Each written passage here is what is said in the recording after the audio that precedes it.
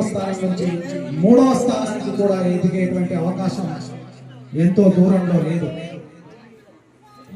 అలాంటి సందర్భాన్ని మనం వీక్షించాలి అంటే మనం వ్యక్తిగా ఎదగాలి, కుటుంబ పరంగా ఎదగాలి, సామాజికంగా ఎదగాలి. ఇక్కడ ఎదగడం అంటే కేవలం సంపద మాత్రమే కానక్కర్లేదు, ధార్మికంగా ఎదగాల్సినటువంటి అవసరం ఉంది. మనలో హృదయంగా ఆధ్యాత్మిక శక్తిని నింపుకుంటూ ఉన్నాం, మన హృదయాల నిండా దేవుణ్ణి నింపుకుంటూ ఉన్నాం, పూజలు చేస్తూ ఉన్నాం.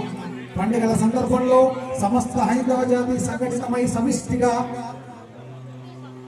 సంఘటన రూపంలో ఇక్కడ మనం అందరం కూడా ఏకీకృతం అవుతున్నాం. కానీ దేశం విషయం వచ్చేసరికి ఎందుకో కొద్దిపాటి వెనుకబాటుతనం కనబడుతూ ఉంది. ఇది నివారించాల్సినటువంటి అవసరం ఉంది.